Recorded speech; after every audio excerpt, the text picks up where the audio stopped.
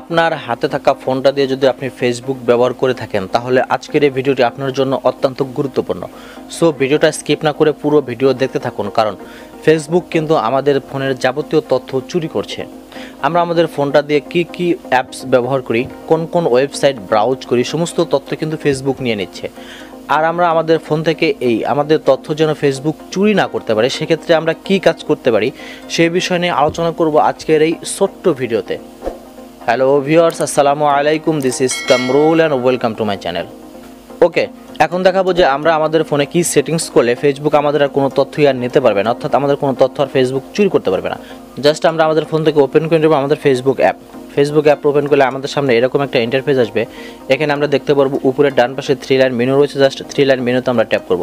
তারপর একটু চলে আসবো নিচের দিকে, এখানে আমরা পেয়ে যাবো সেটিংস অ্যান্ড প্রাইভেসি। ট্যাপ করব সেটিংস অ্যান্ড প্রাইভেসিতে, দেন ট্যাপ করব সেটিংসে ট্যাপ করার পর কিন্তু আমাদের সামনে এরকম একটা ইন্টারফেস আসবে। এখান থেকে আমরা স্লাইপ করে একটু নিচের দিকে আসবো।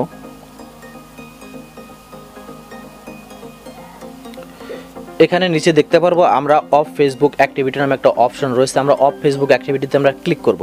এখানে আমাদের ক্লিক করার পর কিন্তু আমাদের সামনে এরকম একটা ইন্টারফেস আসবে। এখানে কিন্তু আমরা দেখতে পারবো, এখানে দেখতে পাচ্ছেন share it, transfer, share chat এবং রয়েছে স্ন্যাপ টিউব। এখানে কিন্তু ভিউ অ্যান্ড ম্যানেজ অ্যাক্টিভিটি এর উপর আমরা ক্লিক করলে এখানে আমাদের ফেসবুকের যে পাসওয়ার্ডটা রয়েছে, জাস্ট আমরা আমাদের ফোনের পাসওয়ার্ডটা এখানে তুলে দিব।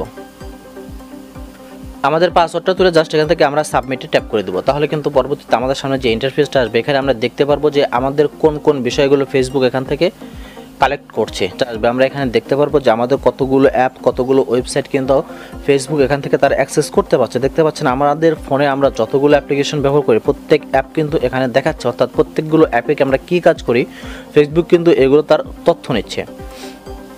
সো আমাদের যে কাজটা করতে হবে, আমাদের চাইলে একটা একটা করে প্রত্যেকটা অ্যাপ এখান থেকে কিন্তু টার্ন অফ করে দিতে পারি, তাহলে কিন্তু সেই অ্যাপসের কোনো তথ্য আর ফেসবুক নিতে পারছে না। সো আমরা চাইলে কিন্তু এখান থেকে উপরে একটু দেখতে পারবো যে ক্লিয়ার হিস্ট্রি, জাস্ট আমরা যদি ক্লিয়ার হিস্ট্রিতে ট্যাপ, এখান থেকে প্রতিটা অ্যাপ কিন্তু রিমুভ হয়ে যাবে।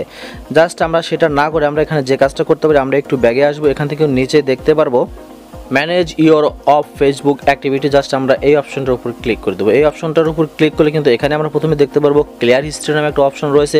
চাইলে আমরা প্রথমে আগে আমাদের যে হিস্ট্রিগুলো রয়েছে এটা আমরা ক্লিয়ার করে নেব, এবং তার পরবর্তী এখানে দেখতে পারবো select activity to turn off, আমরা জাস্ট এর উপর ক্লিক করে দেবো। এর উপর ট্যাপ করলে কিন্তু এখান থেকে আমরা প্রত্যেকটা আমাদের যে অ্যাপ্লিকেশনগুলো এখানে রয়েছে এটা আমরা এভাবে টিক মার্ক করে নিয়ে জাস্ট এখান থেকে টার্ন অফ ফিচার্স অ্যাক্টিভিটি, অর্থাৎ পরবর্তীতে আমাদের এই অ্যাপসে যে কাজগুলি আমরা করি না কেন ফেসবুক কিন্তু এগুলো অ্যাক্সেস নিতে পারছে না।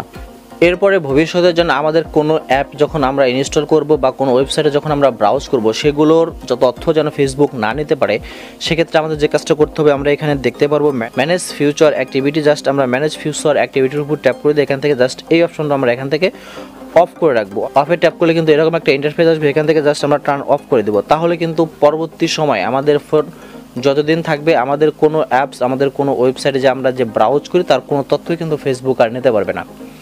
আশা করি ভিডিওটির মাধ্যমে প্রত্যেকে উপকৃত হবেন। সো প্রত্যেকের উচিত এই সেটিংসটা করে নেওয়া। আজকের মধ্যে এখানে বিদায়, আসবো আগামীতে কোনো এক ভিডিও নিয়ে। ততক্ষণ সবাই ভালো থাকুন, সুস্থ থাকুন, আল্লাহ হাফেজ।